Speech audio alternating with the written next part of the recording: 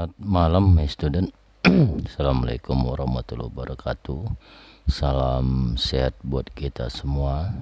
Salam sejahtera buat kita semua. Salam damai bersama kita semua. Malam ini adalah pertemuan yang ke-11.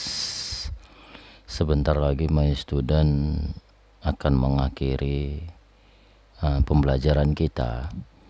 Ya, terkait dengan seminar perlu ditingkatkan lagi segera. My student, hari ini tetap kita belajar tentang perbuatan.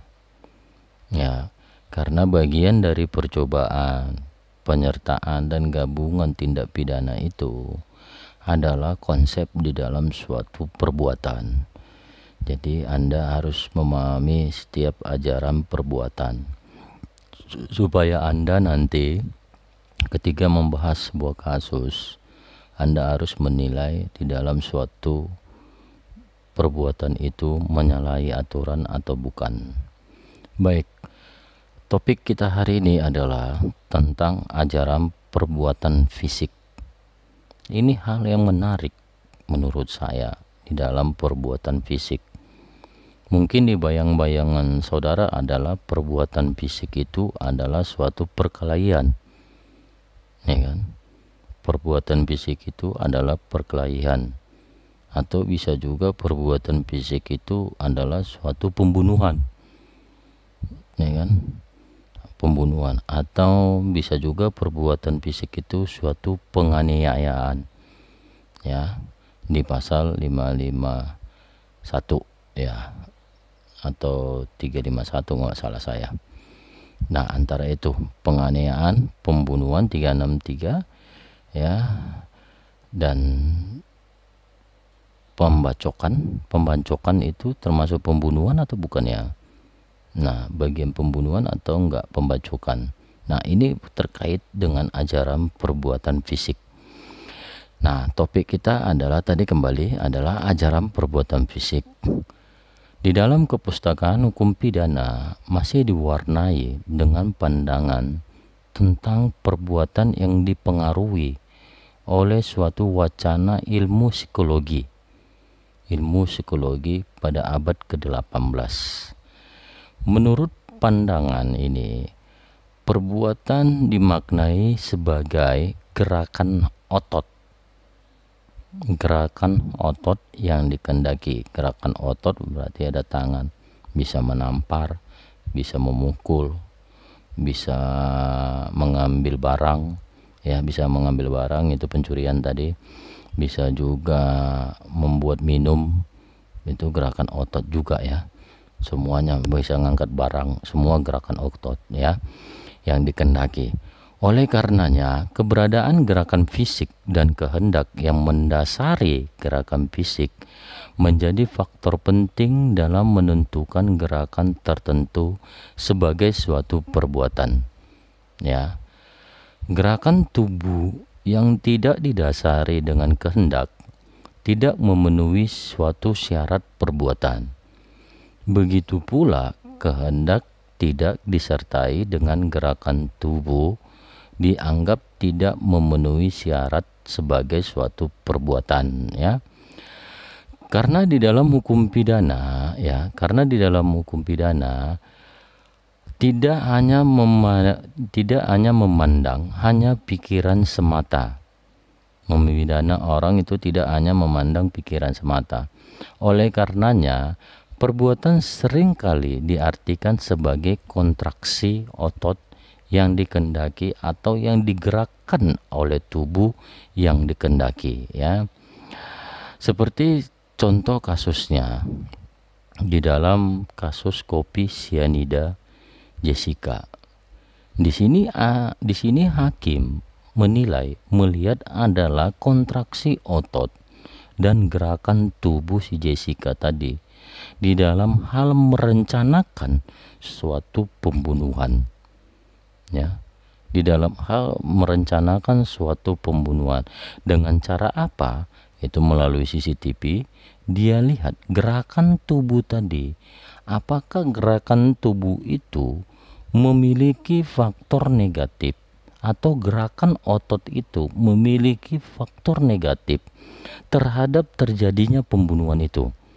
Maka hakim melihat di sini adanya gerakan otot. Gerakan otot itu yang dikehendaki oleh tubuhnya, yaitu dengan cara memasukkan atau dengan cara memesan kopi, tetapi setelah sampai kopinya tanpa sengaja dia membuat suatu minuman itu beracun dan mengakibatkan orang lain meninggal. Nah, ini gerakan tubuhnya tadi itu. Nah, makanya dengan gerakan tubuh tadi, maka unsur dari perbuatannya itu terpenuhilah secara hukum. Nah, contoh lain adalah contoh tentang seseorang paket kiriman sate. Paket kiriman sate tadi, yaitu gerakan tubuhnya adalah dilihat melalui konsep pembuatan sate tadi. Gerakan tubuhnya adalah pembuatan sate tadi dicampur dengan bahan-bahan kimia yang mengakibatkan orang lain meninggal dunia. Itulah yang dilihat dari segi perbuatan ajaran perbuatan fisik tadi. Yang ajaran perbuatan fisik itu bukan hanya ada pembacokan, pemukulan dan lain-lainnya, tetapi gerakan tubuh dan gerakan otot ini dilihat adalah ketika gerakan otot ini adalah melakukan sesuatu hal terhadap hal yang negatif. Nah, terhadap pelanggaran, misalkan mencampurkan kopi dengan bahan cyanida tadi, dengan kasus Jessica, dengan begitu juga kasus sate. Nah, gerakan tubuh tadi itulah menjadi faktor penentu di dalam konsep menjatuhkan vonis hukuman terhadap si tersangka tadi. Ya, itulah gerakan tubuhnya. Ingat, gerakan tubuh itu bukan hanya dilihat, atau gerakan otot itu bukan hanya saja dilihat dengan membunuh atau menganiaya atau dengan melakukan pembunuhan atau melakukan dengan pemukulan atau pembacokan, tetapi gerakan tubuh lain ada yang diperlukan adalah ketika kontraksi otot itu melaksanakan hal yang negatif terhadap perbuatan dia tadi. Baik, di dalam konsep perbuatan tadi, ya, di dalam konsep perbuatan ajaran fisik tadi mengandung 3 komponen penting. Ya, di dalam konsep perbuatan fisik tadi mengandung 3 komponen penting. Ya, yang pertama adalah kehendak, yang kedua adalah kesadaran, dan yang ketiga adalah gerakan tubuhnya. Ya, itulah yang jadi kesimpulan di dalam ajaran perbuatan fisik tadi. Konsepnya di dalam itu harus mengandung 3 komponen penting, yaitu kehendak, kesadaran, dan gerakan tubuh. Kehendak itu adalah keinginan dia secara psikologis. Keinginan dia adalah iri hati, bisa juga keinginan dia juga ingin membunuh dia. Ada rasa keinginan itu, kehendakan hati. Ada volume-volume yang harus diikuti secara psikologis dia untuk menilai bahwa kehendak itu benar-benar terjadi. Dan ada kesadaran ketika terjadinya tindak pidana atau peristiwa tubuh tadi. Dan adanya juga gerakan tubuh yang mencurigai bahwa terjadinya suatu pembunuhan atau terjadinya suatu perampokan tadi. Gerakan tubuh, misalnya kita curiga terhadap orang, ya, kok dia lalu lalang terus ya di depan rumah, atau dia lalu lalang di depan kita, ada apa ini, ada apa, ada gerakan tubuh tadi yang kita curiga itu, sehingga itu menimbulkan suatu unsur negatif, dan itu adalah unsur yang bisa didapat dipidanakan secara konsep hukum perbuatan tadi. Ya, yang kedua adalah ajaran perbuatan teleologis. Ajaran perbuatan teleologis di dalam hukum pidana menetapkan secara ontologis atas perbuatan tertentu yang menjadi objek penilaian hukum pidana. Dalam konteks ini, kualifikasi perbuatan tertentu sebagai pembunuhan misalnya,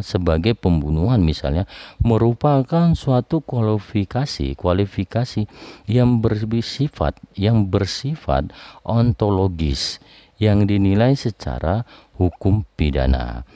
Penilaian secara atau penilaian yang bersifat ontologis tadi diarahkan terhadap perbuatan manusia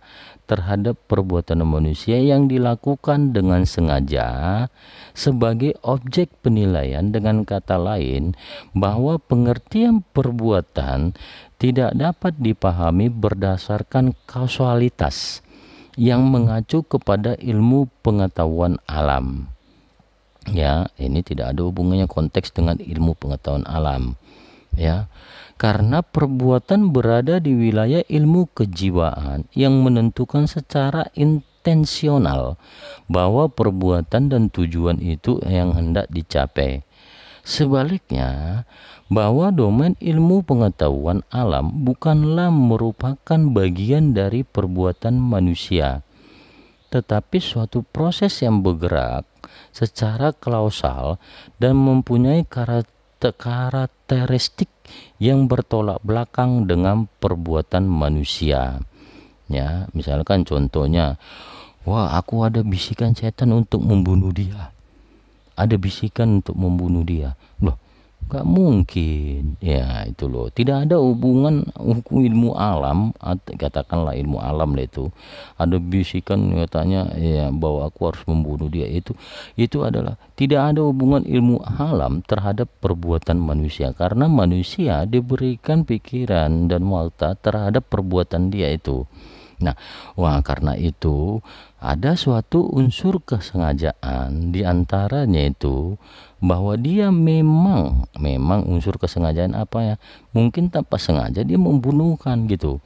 Nah, memang tapi dalam hati dia sudah niat untuk melakukan pembunuhan. Nah, dilihatlah itu sebagai konsep unsur kesengajaan sehingga terbentuklah suatu proses hukum terhadap dia. Nah, walaupun dibilang dia itu bisikan, nah makanya dibuat sebagai konsep kesengajaan sehingga itu merupakan bagian dari hukum pidana yang akan dilaksanakan hukuman kepada dia. Nah, itu dasarnya bahwa ada tadi bisikan alam tadi ya dibuat secara hukum bahwa itu adalah unsur kesengajaan, walaupun akhirnya terungkap bahwa dia punya rasa sakit hati terhadap dia, makanya dilakukan pembunuhan. Nah, itulah sebagai konsep awal bahwa perbuatan itu tidak semata-mata hanya suatu hubungan antara alam dengan manusia, bahwa alam itu berbeda, manusia itu berbeda, karena itu sangat bertolak belakang. Nah, hanya itu yang bisa saya sampaikan kepada my student. Tetap menjadi pandangan di dalam grup WA. Tanggapan pertanyaannya adalah apa yang membedakan antara ajaran fisik dengan ajaran perbuatan teleologis tadi? Apakah ajaran teleologis ini bisa diterapkan di dalam suatu hukum pidana? Jelaskan. Terima kasih. Selamat malam.